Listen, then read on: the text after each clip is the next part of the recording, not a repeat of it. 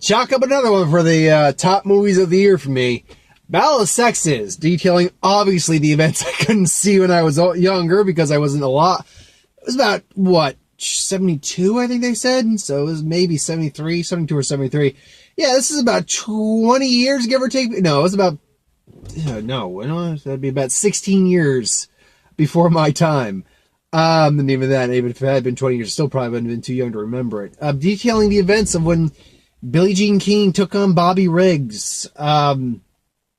Now, obviously, I can't vouch for how much of this is true. From the what I understand and the little I know about what happened, the life of Bobby Riggs, Jean King, Billie Jean King, Bobby Riggs. Most of this seems like it was very true. Like I'm sure they probably, like Alan Cummings' character, for instance, the gay fashion designer and stuff like that. His character probably didn't necessarily exist, maybe didn't exist, but everything else seemed to be very much true. Which, if you take that into consideration, man, this is a really interesting, story about one woman who, again, started off when we see her as a happily married straight woman, and then deals with the conflicting nature of her own sexuality before possibly coming to terms with it by the end. And we're not entirely sure that she fully came to terms with it by the end of the movie, but we know she eventually did come to terms with her sexuality, came out as a lesbian woman, and eventually married her partner, and proceeded from there. I mean, and you definitely get the idea that she did come to terms with herself to some degree. Particularly that thing Alan Cummings says, like, one day we'll be able to be free to be who we are and love who we love. Till then, time to go to the dance. Basically, put on the show. Which did kind of feel a little, that's one of the minor things I could say is not even against. It's one of the things I was not amazingly fond of. Not Alan Cummings' character. I loved his character because there are definitely moments you laugh your ass off in this movie. We had a good couple of laughs in the movie. And he definitely helped, him and his partner definitely helped. Like, I know the actor, he played a character on CSI for a while. And I can't remember the character's name, nor do I know the actor's name off the top of my head. They ever actually had a few laughs. Yeah, but that did feel a little like, hey, here's your message, here's your motivational pick-me-up before we go into the end and give you the credits of what happened with them.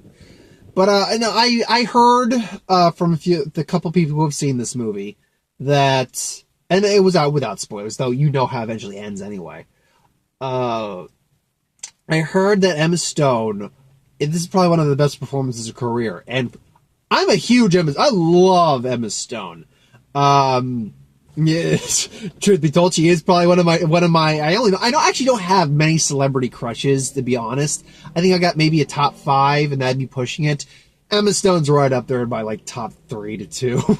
She's one of my top, I love Emma, I love her as a person. She's just so fun and quirky and smart and intelligent and just a really down-to-earth person, and she's a fantastic, and gorgeous, obviously, but she's a fantastic performer. And man, the makeup they did on her, and I'll get to Steve Carell, and Steve Carell, they look like Billie Jean King and Bobby Riggs, because they show you photos of the actual people afterwards. They really look like these people. So, yeah, this is probably, at least for me, one of, if not the best performance I've ever seen her give. Because if I'm gonna be completely honest, I loved her in La La Land. And if she got nominated, I'm grateful. She's a 2-time award nominee, by the way. Not just a 1-time winner, but 2-time award nominee. Once for Birdman, and the other she won for La La Land. But if I were to be honest, and I can't admittedly remember all the best actress performances from last year, I don't know 100% if I would have given her the award last year. But that being said, it's not like she didn't earn it. I'm just saying, I feel like if I'd have to go back and check, I feel like there might have been someone I thought at the time was better. I don't know if I had her as one of my picks for Best Actress last year. But damn, she deserves a nomination this year. Abso-frickin-lutely. Hell yes, she deserves that nomination this year. She better do. Now, she doesn't have to win it. If there's better performers this year, absolutely. But damn, yeah, she didn't. She deserves a nomination, hands down. But you know what? Another person deserves a nomination, and he's not necessarily a supporting actor. He is a lead actor. He's the main guy in the movie. Is Steve Carell. This is actually just as much his story as it is her story. And he also is a really fascinating guy because he's portraying this male chauvinistic pig. That's it. It's a show. But you really see, assuming that what we're seeing is show, you really see that it's not, he's a showboater, he's a clown, he's a hustler, he's a gambler, he's a guy with an attic. And he even says that him and Priscilla, his wife at the time, renewed their vows and stayed married until the end. He never gave up gambling. I like the fact that $80. Nah, he never gave it up. And she's like, nope, she accepted him, faults and all. At one point a guy comes up with a Rolls Royce, he won in the bet, and she just looks like, I know. All right, I'll return it. It's like, can I at least have a fresh, and she's kicked him out. It's like, can I at least have a fresh pair of underwear, toothbrush, something, change of clothes, anything? And then she tosses the other, thank you. And then customer goes, thank you, honey. Steve Carell really was able to bring his style of humor, but with his dramatic side in terms of acting as well. I really appreciate Steve Carell has really become he was always a good performer and a good actor in terms of comedy and stuff like that, but he has become a fantastic overall actor. If you've seen him in this or Foxcatcher or The Way Back, that was another. I think it's called The Way Back, not just The Way Back. The Way Back with him. Oh God, why am I blanking on his name? He was in Iron Man 2. He was technically the bad guy. Hammer. Wow, I am blanking on his name, but him, and who's another actor I love. And it's bothering me, I can't remember his name. But anyway. Yeah, now, when I actually saw the pictures of Bobby Riggs, when they showed him afterwards, I'm like, God damn, Steve Carell looked almost like a spitting image of him. Holy crap, they just dig him out of the grave? And these two, you have to assume, they must have learned how to play some hardcore tennis. They really must have.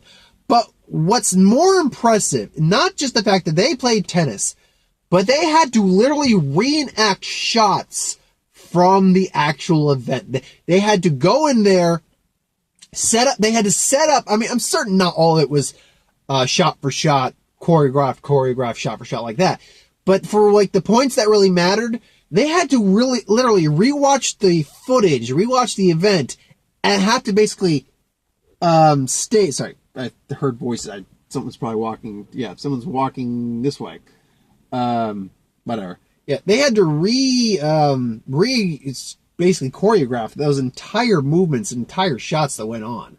So that was impressive. But you know who I feel is our two.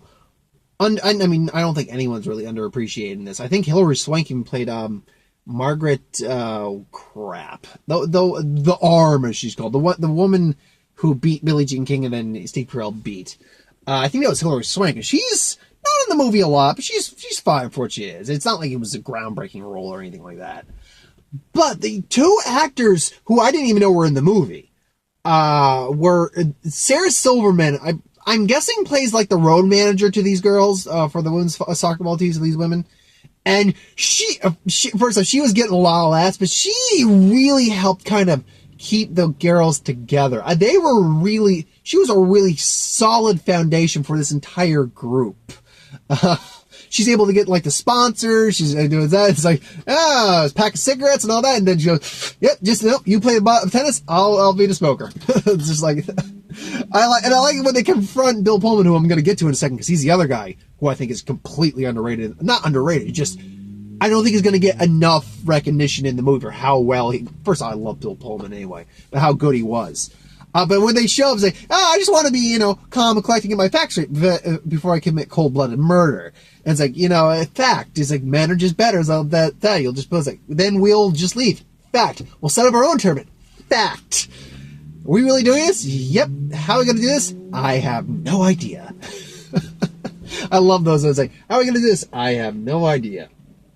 And there's someone walking behind me right now. Okay. Yeah, the problem, I always go to this general spot, but the kind of catch is there's a bus stop there, so these people see me talking all the time. I keep feeling one of these people is just going to knock on the window at some point and interrupt the video. But no, Bill Pullman, I can't remember the actual person's name, the character he's playing. But he's pretty much playing an actual show, a guy who does not respect a very old-fashioned, as she put it, gentleman. Who doesn't want women to have any more rights than they have. He was basically a sports commentator, representative of, the sport. And yeah, he really it's hard not to like Bill Pullman even when he's being a dick, but man, is he playing a dick. Oh man, this guy was an ass. So and you see him too, you see him just getting kind of more like pissed as Billie Jean's kind of just beating the crap out of Bobby Riggs. And by the end, when she wins, you see him drinking and you actually see his hand shake. That is fantastic. Like, he's kind of unnerved. He's in shock by what just happened. Like, this just happened. She just changed shit. It's like, damn it all. Oh man. Now, what I will say is not a negative of the film, but something that it's not that I found it jarring either.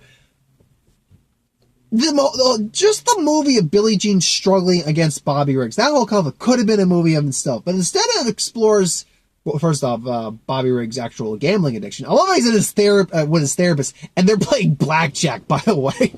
And she's just like, I was like, I'm all better. Ask my therapist. I did. You always said nothing. Just gave me $30 for the game. He owed you for that in blackjack. It's like, he's a crappy player. That was a good joke. But it's more that, and a lot to do with Billie Jean's sexuality, her coming to terms with that, because there's a scene where she meets a girl. I believe Marilyn is the woman's name in the movie. I don't know if that's the real life woman, but that's the woman's name in the movie.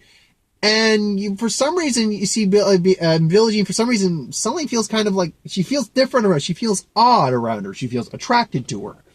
And it culminates with them having sex in her motel room. And then dealing with the pressures of that. And what I'll give, because I assume if the guy really handled this the way he did in real life, all the fucking props to him. Not only did her husband not blow up or to make demands or accusations against her. I mean, he really implied that he knew, and I think Billie Jean knew. He figured it out pretty from the get. But he remained calm. He supported her throughout the entire event. He even asked if he should call someone in case you need her. And they did divorce, but they remained very close. And her and her partner, Alana, I want to say, because they showed the woman's name, I want to say it was Alana or Elaine or Alana, something like that, became the godparents to their child. So all the props to that guy, man, because I mean, I would like to believe I would try to handle it with composure and just everything like that. But we are human. We are human. And because of that, we are human. Our emotions do tend to get the better of us at points. So, I mean, I like to think I'm a guy who's in control of his emotions, but I would certainly not be happy. I'd be heartbroken. I'd be hurt. So I would try not to lash out, but that urge might be there. So all the props to this guy. But here's the thing, and it has nothing to do with sex. It's not even, the movie's PG-13. It's not like you actually have it's not like Atomic Blonde, which had a pretty size, not sizable, like lengthy, but a pretty good sex scene, like a legitimate R-rated sex scene. No, it's a very intimate moment because she kisses Billie Jean, and she had to say, it's like, we don't have to go there, and Billie Jean they have a really intimate moment together, and it cuts to them in bed, not naked or anything like that, but Billie Jean and Bobby Riggs calls the hotel and all that. And, and that's where Joke is like, you're still a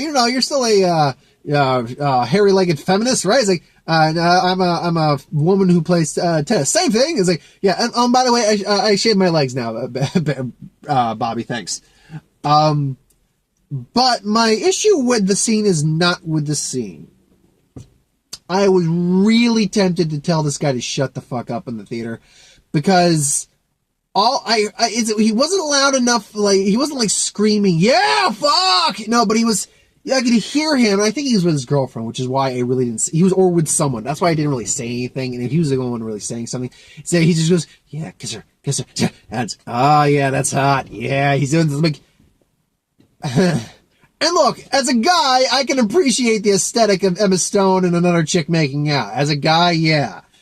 And it's a very nice, sensual PG-13 sex scene. Well, not even sex scene, just them being intimate and making and kissing and all that. It's very well done. It's very tasteful. But show some fucking class, you ass. You are literally acting like fucking Bobby Briggs. No joke. You were acting, and maybe that was the joke. Maybe he was just joking, and that's fine. But you know what? Keep the joke to your fucking self, okay? You know, maybe your girlfriend, assuming you were with your girlfriend, was enjoying the joke as well. Maybe she was laughing at it, whatever. But you know what? There was like maybe 10 people in the theater. Granted, it's Thursday night before the movie's actually out. So, and it's a limited release. It's got a wider release now, but it's still a limited release film. So, you know, there's like 10 people in there, but the problem with that is, first off, he wouldn't say it if there was like 7 people. If he was clustered in a packed house, guarantee you he wouldn't say it. But when there's that few people there, it's quiet enough in the theater, especially because you're in the same goddamn row as I am, and there's 2 people behind you, where we can hear you. We can hear you, and I just want to go over there and just tell them, like, dude, shut up. Shut up. Okay? Show some respect, show some class. All right? First off, show some respect for the theater, for the movie theater. Not to say that there are times when there are certain movies that talking in the movie actually it's kind of okay to do because they're designed in a way to let you do that. Or if you, let's say it's just maybe you and maybe another person or you and a group of people and no one else. Like it's completely vacant except for you and your group. Those are times you can talk in the theater and it's not a problem. When there are enough people that you could say that there's people watching the movie. Like, again, there was like at least 10 people, maybe 15 in there.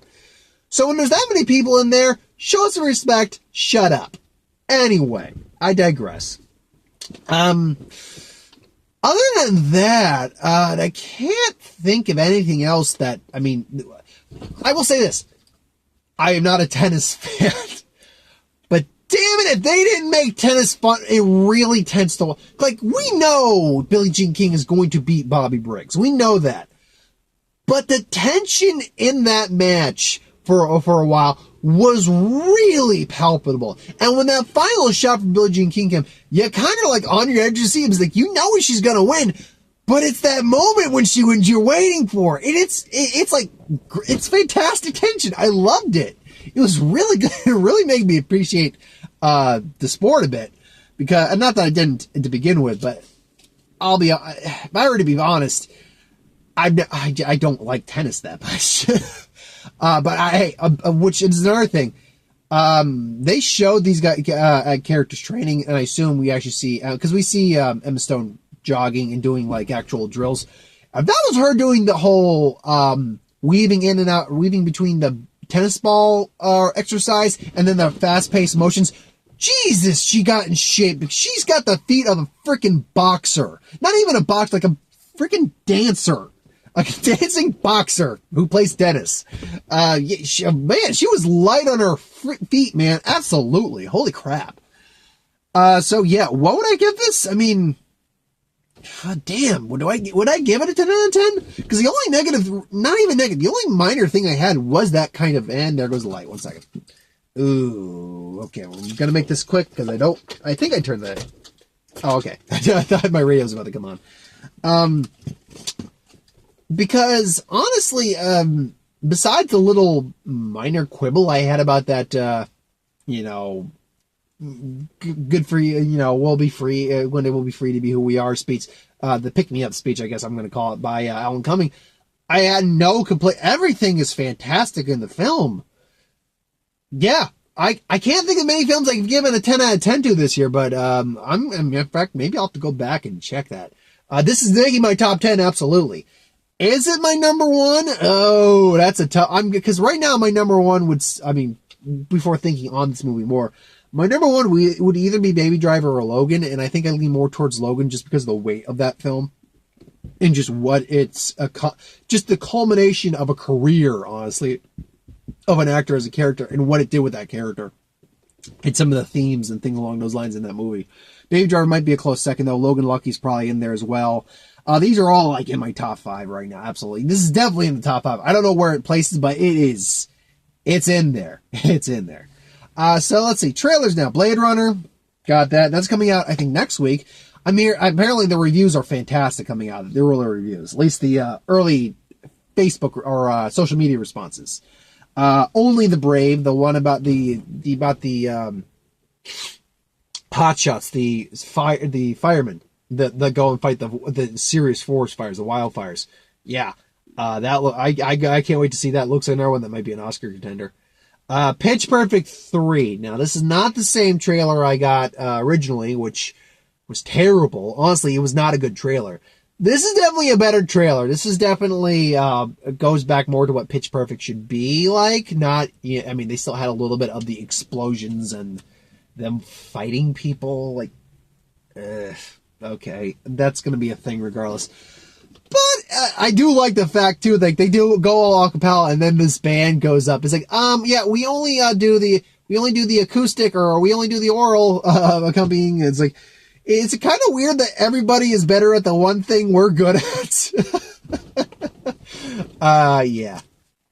I always like that line too. It's like, yeah, you always use no instruments, like karaoke. No, it's not like karaoke. A little bit. Not as bad. Downsizing with Matt Damon, Jason Sudeikis, Christoph Waltz is in there, Kristen Wiig. Basically, to solve the world population and food problem, they've learned how to shrink people. Yeah, it's not like I don't see a problem arising when you're only this tall. Actually, maybe it's like that tall. But point being, when you're that tall, it's not like, say, a cat could eat you or something. A bird of prey swoops you up. Snake swallows you whole. Nah, it's not like that at all. Now, they don't imply that's going to happen. It's more like a social commentary, personal kind of thing. Like at one point they're on this lake and they're filling up water bottles and canteens, and it's from a giant water bottle and stuff like that.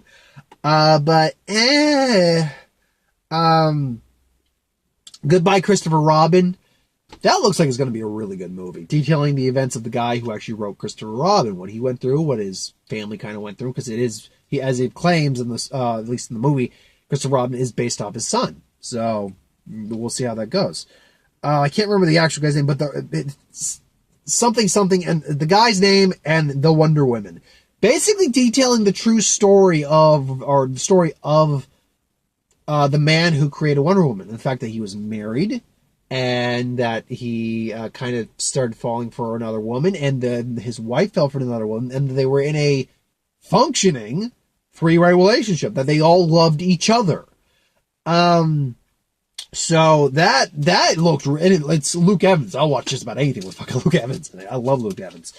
One of the very underrated actors working today, Luke Evans.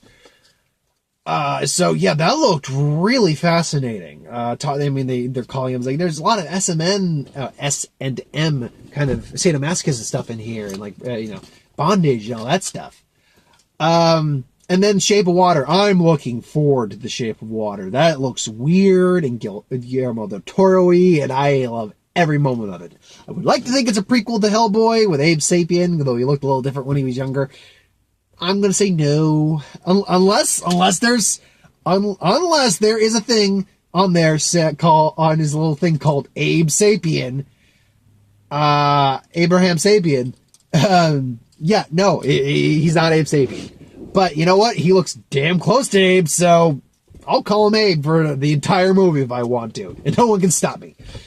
Anyway, thanks for watching. I hope you enjoyed. Like, comment, share, subscribe. As those who wants to review something, put in the comments below. Let us know. We'll do a review of it at some point. Ideas for who to win, Star Wars, superhero, magic, anything I do on the channel, put in the comments below. I'll get to it at some point. Again, 10 out of 10. Go see this movie. The beauty of true story movies is, even though I do spoil stuff, and I'll put spoilers on here, It's a true story. You can look all this up. So yeah.